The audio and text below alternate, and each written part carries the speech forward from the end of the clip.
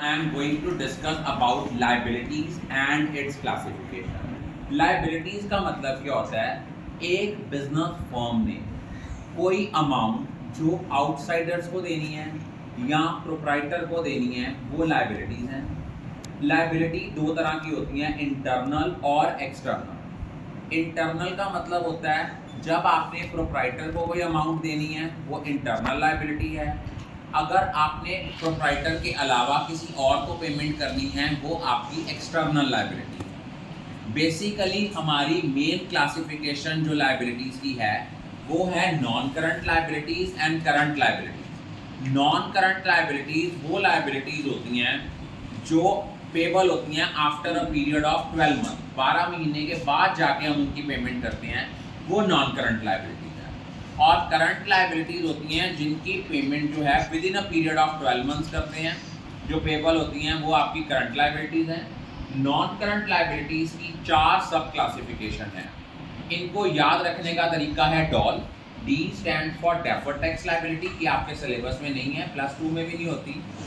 Second is other non current liability, long term borrowing. अगर आपने किसी से कोई लोन लिया है for a maturity period of more than 12 months, वो आपका लॉन्ग टर्म बोरिंग्स में आएगा। लॉन्ग टर्म प्रोविजन है, कोई आपने बहुत लॉन्ग टाइम के लिए कोई प्रोविजन बनाई है, जैसे प्रोविजन फॉर रिटायरमेंट बेनिफिट्स, वो आपका क्या है, लॉन्ग टर्म प्रोविजन है। आपको क्लियर हो गया? DOL, D stand for deferred tax liabilities, O stand for other non current liabilities, L stands for long term borrowings and another L stands for long term provisions. Then current liability can be further subclassified into 4 categories. इसको learn करने का तरीका है toss. T stands for trade payable, जो creditors हैं, bill payable हैं, और O stands for other current liability. S stands for short term borrowing. अगर आपने किसी से कोई लोन लिया है for a maturity period of 12 months और लेस, वो आपकी शॉर्ट टर्म बोरिंग्स हैं। और शॉर्ट टर्म प्रोविजन होता है जो शॉर्ट टर्म के लिए कोई प्रोविजन बनाई है, just like provision for taxation, तो वो आपकी शॉर्ट टर्म प्रोविजंस में आती है। दोबारा सुनो, लाइबिलिटीज़ क्या होती हैं? जो एक फर्म ने पैसे देने वाले ड्यू हैं दूसरों को, वो आपकी लाइबिलिटीज़ होती हैं। ये दो तरह की होती हैं, इंटरनल और एक्सटर्नल। जो एक पैसे बिजनेस ने प्रोप्राइटर को देने हैं, जिसने कैपिटल इन्वेस्ट किया, उसको अगर कोई पैसे देने वाले ड्यू हैं, वो आपकी इंटरनल लाइबिलिटी है। एक्सटर्नल होता है अगर एक बिजनेस ने प्रोप्राइटर के अलावा किसी और बाहर के लोगों को पैसे देने हैं, वो आपकी एक्सटर्नल लाइबिलिटी है। अब आपकी लाइबिलिटीज़ की दो क्लासिफिकेशन है, non current liabilities and current liabilities. Non current liabilities वो लाइबिलिटीज़ होती हैं which are payable after a period of 12 month. और इसको लर्न करने का तरीका होता है, इसकी सब क्लासिफिकेशन को DOL. D stand for deferred tax liability, ये आपके सिलेबस में नहीं है।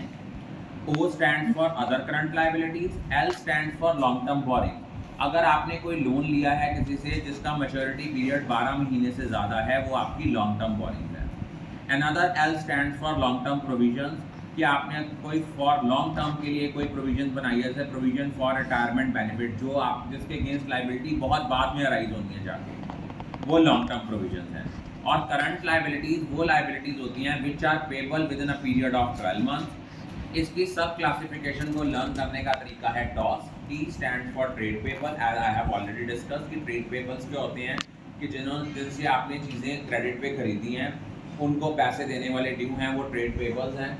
Other current liabilities, S stands for short term borrowing. अगर आपने किसी से कोई लोन लिया है लेकिन उसका मैच्योरिटी पीरियड जो है वो 12 मंथ्स या 12 मंथ से कम है, तो वो शॉर्ट टर्म बोरिंग है। अगर आपने कोई ऐसी प्रोविजन बनाई है जिसकी against liability with in a period of 12 months arise हो ही जानी है, वो शॉर्ट टर्म प्रोविजन है। उसकी एग्जांपल है प्रोविजन फॉर टैक्सेशन।